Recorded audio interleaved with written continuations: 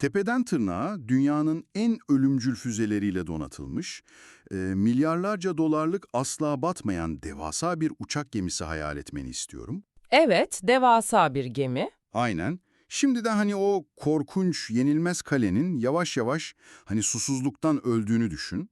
Kırım'a hoş geldin. Gerçekten çok çarpıcı bir giriş oldu. Değil mi? Bugün senle hani o bilgi bombardımanı altında ezilmeden şu karmaşık jeopolitik düğümleri netleştirmek için buradayız. Bu derinlemesine incelememizin odak noktası, Karadeniz'in tam kalbinde yer alan, Türkiye'ye kuş uçuşu sadece 264 kilometre uzaktaki o elmas şeklindeki yarımada. Yani kelimenin tam anlamıyla burnumuzun dibe. Kesinlikle öyle. Amacımız hani Kırım'ın neden tarih boyunca devasa imparatorlukların iştahını kabartan bir kilit noktası olduğunu anlamak ve tabii şu an senin marketten aldığın ekmeğin fiyatından tut da küresel enerji krizine kadar hayatımızı nasıl doğrudan etkilediğini tam olarak çözmek. Çünkü gerçekten çok doğrudan bir etkisi var. Aynen. O yüzden seni antik çağlardan alıp 2014'teki o sarsıcı olaylara ve bugünün hani o trilyonlarca dolarlık satrancına doğru bir yolculuğa çıkarıyoruz. Tamam, hadi bunu biraz açalım. Her şey coğrafyayla başlıyor, değil mi? Kesinlikle. Coğrafya burada sadece bir arka plan veya sahne değil, resmen başrol oyuncusu. Yani Kırım'ın haritadaki yerine baktığında sıradan bir kara parçası görmüyorsun. Ne görüyoruz peki? Avrasya steplerinin bittiği ve o deniz ticaret yollarının başladığı çok kritik bir kavşak görüyorsun. Karadeniz'in kuzeyinden güneye doğru uzanıyor ve hani sadece Karadeniz'e hakim olmanın değil, Hı hı. Akdeniz'e açılmanın ve Doğu Avrupa'yı tamamen kontrol etmenin o fiziki anahtarını elinde tutuyor. Ya şu demin bahsettiğim batmayan uçak gemisi analojisini biraz daha değişmek istiyorum ben. Çünkü sadece denizin ortasında duran tatlı bir taş parçasından bahsetmiyoruz. Hani 1000 kilometrelik bir etki alanından falan bahsediliyor. Bu pratikte tam olarak ne anlama geliyor? Çok iyi bir nokta yakaladın. Olayın kalbi aslında Sivastopol limanı. Askeri ve stratejik açıdan burası kışın donmayan sulara sahip, yani meşhur sıcak sular dediğimiz devasa bir liman. Evet, sıcak denizlere inme efsanesi. Aynen öyle. Ama günümüzde mesele sadece oraya gemileri park edip beklemek değil.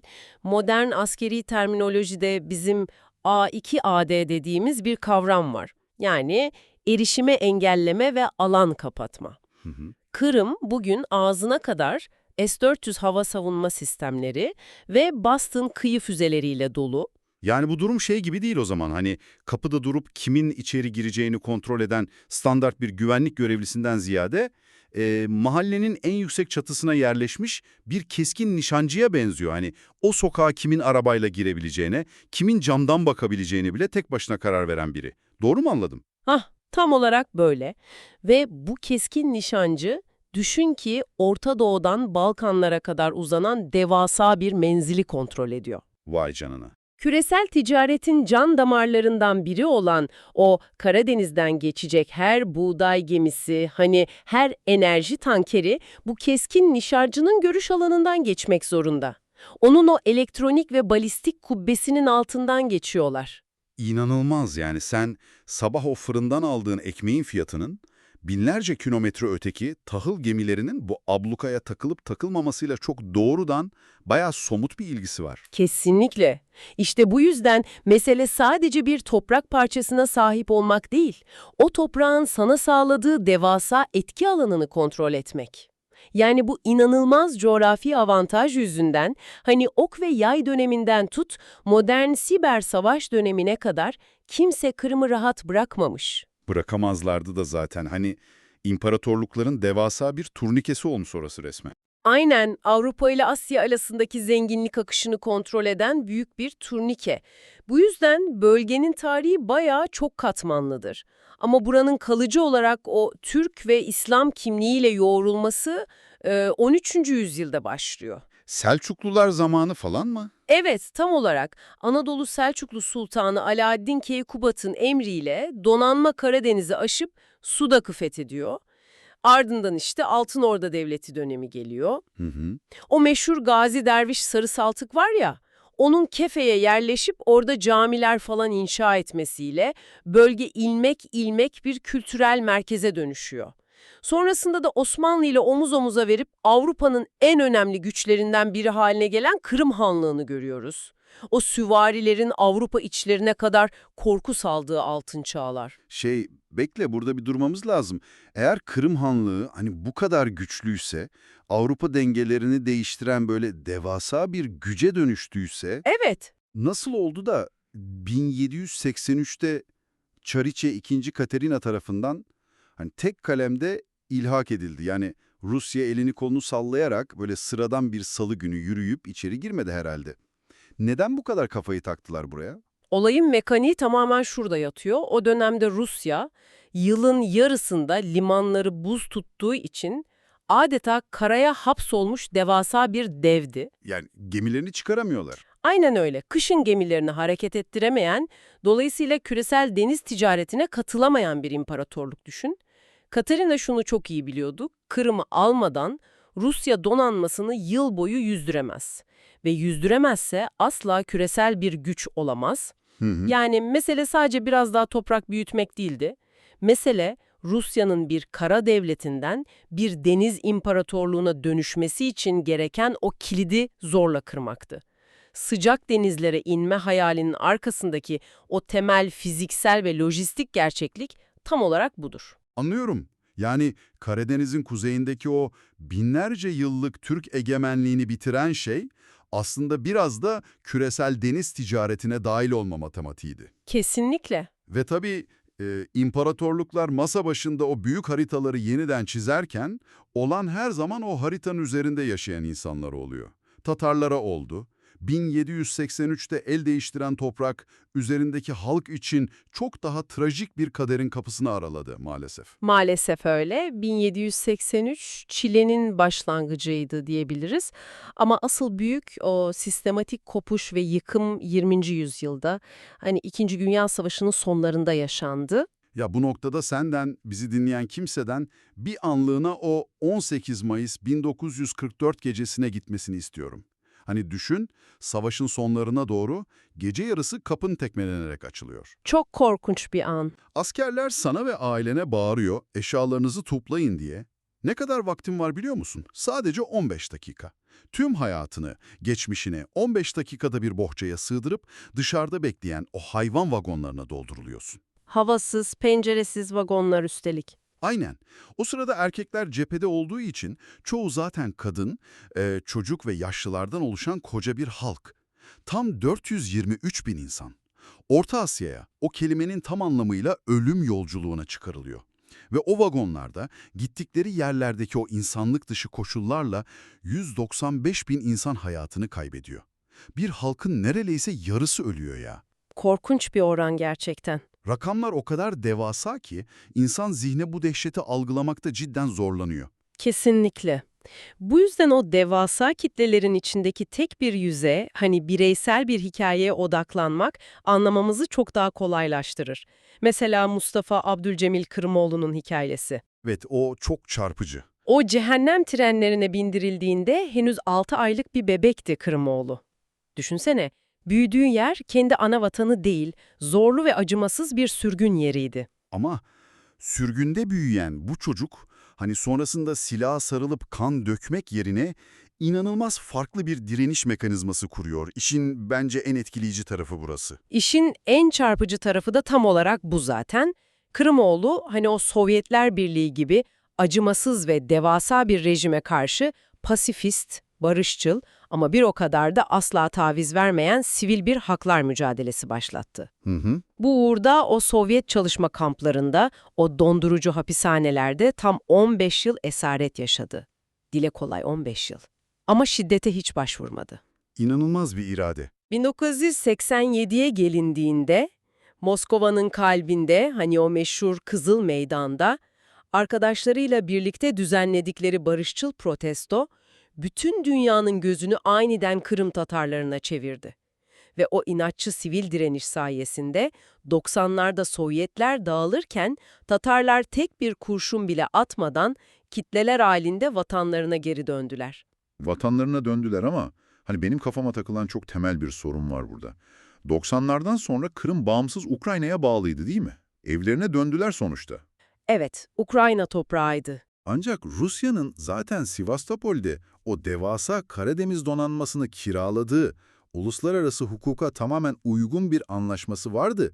Yani Rus askerleri, Rus gemileri zaten oradaydı, adadaydı.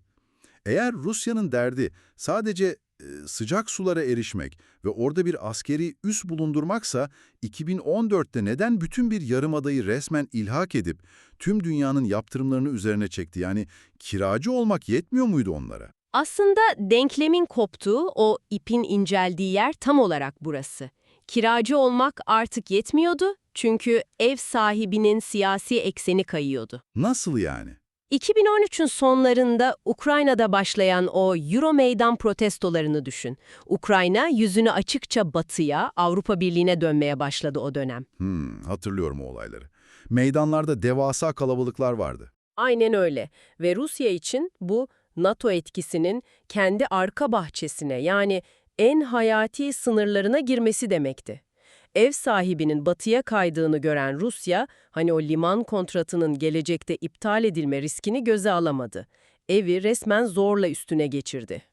İşte o Şubat 2014'te bir sabah Kırım sokaklarında aniden beliren o küçük yeşil adamların, yani hani hiçbir işareti veya peçesi olmayan tam teçhizatlı Rus askerlerinin sırrı bu o zaman. Ta kendisi. Sessizce bütün o kritik noktaları, havalimanlarını falan ele geçirdiler. Ardından 16 Mart'ta çok hızlıca bir referandum organize edildi. Ancak Kırım Tatarlarının %99'u sandığa gitmeyi reddetti. Tamamen boykot ettiler. Doğru. Neden oy verip itiraz etmek, hani hayır oyu kullanmak yerine o süreçten tamamen uzak durdular? Çünkü ortada meşru bir seçim mekanizması falan yoktu. Yani o boykotun arkasında 1783'ten ve 1944'ten süzülüp gelen resmen hücrelerine kazınmış bir toplumsal hafıza vardı. Namluların gölgesinde yapılan bir oylamanın sonucunun çoktan Moskova'da yazıldığını biliyorlardı. Bu tiyatronun bir parçası olmanın, hani gidip oy vermenin sadece o sahte referandumu meşrulaştıracağını çok iyi biliyorlardı. O yüzden 2014 ilhakı aslında modern Rusya'nın Karadeniz'i yeniden geçilmez bir kalkana dönüştürme refleksiydi. Ya biz burada tabii kimsenin tarafını tutmuyoruz. Sadece uluslararası bağımsız gözlemcilerin, insan hakları örgütlerinin sahadan aktardığı somut raporlara bakıyoruz. Ve inan ki o raporlara yansıyan bugünkü tablo oldukça sert. Maalesef durum hiç iç açıcı değil. Hani Kırım Tatar Milli Meclisi'nin, yani halkın o meşru temsil organının yasaklanması bir yana, terörizm veya aşırılıkçılık gibi böyle uydurma suçlamalarla sivil insanlara 24 yıla varan çok ağır hapis cezalarının verilmesi falan var. Ve buna ek olarak sahada başka demografik ve kültürel müdahaleler de son hız devam ediyor. Mesela Ukrayna Ortodoks Kilisesi'nin Yarımada'daki varlığının tasfiye edilmesi, diğer dini azınlıklara yönelik inanılmaz baskılar var ve çok sinsi işleyen bir hukuki mekanizma devreye soktular. Neymiş o mekanizma? Pasaport silahlaştırması diyoruz buna. Rusya yönetimi, hani o yeni Rus pasaportunu almayı reddeden herkesi, kendi doğup büyüdükleri topraklarda yasal olarak yabancı statüsüne düşürdü. Yok artık. Evet, mülk edinme, hastaneye gidip sağlık hizmeti alma gibi en temel hakları bile ellerinden alındı. Yani kendi öz vakanında hukuki bir mülteciye, resmen bir hayalete dönüştürülüyorsun. Çok acı gerçekten. Peki ama işin ekonomik boyutunu nereye koyacağız biz burada? Hani tüm dünyanın yaptırımlarını göze almak, milyarlarca dolarlık o ağır ambargolara dayanmak, bu büyük hamleyi yapmak sadece bir güvenlik kaygısıyla, işte aman burada üssümüz olsun tutkusuyla açıklanabilir mi? İşin arka odasında devasa paralar, büyük ekonomiler konuşmuyor mu sence? Hem de nasıl konuşuyor? Trilyonlarca dolar konuşuyor. Şöyle düşün, Karadeniz'in altı özellikle o Kırım şelfi dediğimiz, yani Yarımada'nın o su altındaki devasa jeolojik uzantısı var ya, Evet. orası keşfedilmeyi bekleyen bir doğalgaz ve petrol okyanusu adeta. Rusya, Kırım'ı ilhak ettiğinde sadece bir kara parçasının değil, o denizin altındaki muazzam servetin kullanım haklarının da tapusunu zorla almış oldu. Çok büyük bir kaynak. Kesinlikle, ayrıca bu durum Rusya'ya kendi o enerji boru hatlarını istediği gibi yönlendirme gücü de verdi. Mesela Türk Akım gibi devasa projelerde Ukrayna'nın kara sularını tamamen bypass ettiler. Böylece hem Ukrayna'ya ödedikleri o milyarlarca dolarlık transit geçiş ücretlerinden kurtuldular hem de siyasi baskılardan sıyrıldılar. Müthiş bir lojistik ve maliyet avantajı sağladı bu onlara. Tabii Moskova yönetimi de bu yaptırım eleştirilerini bastırmak için hani Kırım'ın içine çılgınlar gibi bir para akıttı. Hatırlarsın, o meşhur 18,1 kilometrelik Kerç Köprüsü'nü inşa ettiler mesela. Evet, inanılmaz bir yapı o. Rusya ana karasıyla Kırım'ı fiziksel olarak birbirine bağlayan devasa bir mühendislik harikası. Rakamlara falan bakıyorsun, hani dışarıdan Kırım'ın gayri safi yurt içi hasılası fırlamış uçmuş gibi görünüyor. Hı hı. Ama burada çok bariz, göz ardı edilemeyecek bir çelişki var. Hani federal bütçeden o pompalanan parayla yaratılan bu suni büyüme aslında normal halkın cebine falan girmiyor. Kırım'daki ortalama maaşlar Rusya'nın kendi genel ortalamasının hala çok çok altında. Sadece %64'ü falan seviyesinde yani. Vitrin aşırı şatafatlı, köprüler devasa ama mutfakta ciddi bir yoksulluk var. İşte bu bizi o tartışmanın çok daha hayati bir noktasına getiriyor bence. Hani dedin ya Rusya milyarlarca dolar harcayıp Kırım'ı anakaraya bağlayan o devasa köprüyü inşa etti diye. Evet. Etti ama Kırım'ın kaybettiği o hayati suyu geri getirecek bir boru hattı inşa edemedi. Yani parayla, çelikle, betonla doğanın o hassas dengesini satın alamazsınız. Senin şu an kastettiğin şey galiba şu Kahovka Barajı felaketi değil mi? Yani şu paranın çözemediği o büyük ekolojik yıkım meselesi. Çok kısıtlıdır. Adanın tarımını, tüm o karmaşık ekosistemini ayakta tutan can damarı aslında o barajdan beslenen Kuzey Kırım kanalıydı. Hı hı. Baraj bir patlayınca yarımadaya giden o su akışı adeta bıçak gibi kesildi. Ki bunun mekanizması da çok net aslında. Yani su kesilince sadece insanların evindeki musluklar kurumuyor. Pirinç ve soya gibi böyle çok fazla su isteyen o koca tarım arazileri bir anda çöküveriyor. Aynen öyle. Hatta o dönem uydu görüntülerine yansıyan bazı analizler vardı. İnanılmazdı gerçekten. Toprağın nem oranı resmen sıfıra iniyor. Bitki örtüsünün canlılığını ölçen indekslerde falan korkunç bir düşüş var. Çünkü yarımada hızla yeşilden kahverengiye adeta tuzlu ve çorak bir çöle dönüşüyor şu anda. Ortada çok trajik bir tablo var. Düşünsene uğruna yüzyıllardır imparatorlukların savaştığı o eşsiz elmas bir yandan S-400'lerle o ölümcül Bastian füzeleriyle donatılmış yenilmez bir askeri yüsse dönüşürken Evet. diğer yandan ekolojik olarak yavaş yavaş ölüyor. Üzerinde yaşanması, insanların tarım yapması falan imkansız olan devasa bir askeri çöplüğe doğru gidiyor. Hani askeri gücün ne kadar büyük olursa olsun toprağın kuruyorsa, insanlarını doyuramıyorsan o senin batmayan uçak gemisi zaten içten içe batıyor demektir. Kesinlikle. Çok doğru bir özet. O zaman yavaş yavaş bu derinlemesini incelememizi bir toparlayalım. Bugün seninle hani o raporların ve uzmanların da ışığında şunu çok net gördük. Kırım haritada böyle iki ülke arasında kalmış basit bir sınır anlaşması falan değil. Avrupa ile Asya'nın o devasa denizlerle uçsuz bucaksız steplerin kesiştiği o devasa jeopolitik turnike. Hı hı. Çarların o meşhur sıcak deniz hayallerinden tut, 1944 sürgününün o karanlık havasız vagonlarına, Kırımoğlu'nun o boyun eğmeyen barışçıl direnişinden bugünün trilyonluk enerji şelfine ve hani o keskin nişancı gibi çalışan hava savunma sistemlerine kadar. Dünyanın gerçekten en stratejik, en tehlikeli fay hattı burası. Gerçekten öyle. Ve bütün bunların üzerine, madem her şeyi böyle detaylıca masaya yatırdık, seni ve dinleyicilerimizi daha önce belki hiç düşünmediğiniz yepyeni bir ufukla baş başa bırakmak istiyorum kapatmadan önce. Oo, dinliyorum, nedir o? Biz hep güneye, Karadeniz'in sıcak sularına ve Kırım'ın o klasik jeopolitik kilit rolüne odaklandık tarih boyunca. Evet, hep oraya baktık. Ama gezegenimizin en kuzeyinde, Arktik'te yani Kuzey Kutbu'nda iklim değişikliği yüzünden devasa buzullar inanılmaz bir hızla eriyor şu an.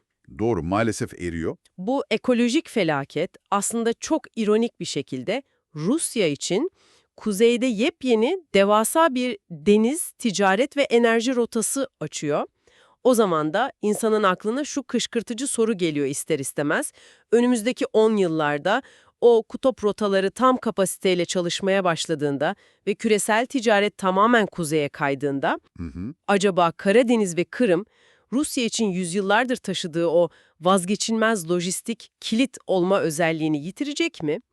Yoksa burası, ekonomik ve ticari değerini tamamen kaybetse bile Ebediyen bir askeri güç yansıtma noktası, içi kuruyan devasa bir savaş gemisi olarak dünyanın baş ağrısı olmaya devam edecek.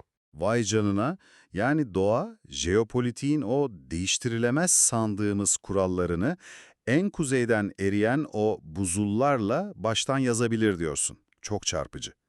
Seni ve bizi dinleyen herkesi bu büyük soru işaretiyle baş başa bırakıyorum o zaman. Kırım, uzaktan bakıldığında pürüzsüz bir elmas gibi parlayan ama tarih boyunca uğruna dökülen kanlarla, o acı sürgünlerle ve hani bitmek bilmeyen güç oyunlarıyla dokunanı yakan o devasa susuz kale. Bugün bu karmaşık jeopolitik düğümü bizimle birlikte çözdüğün için çok teşekkürler. Sorgulamaya, haberlerin o arka planını merak etmeye ve o kritik neden sorusunu sormaya devam et. Görüşmek üzere.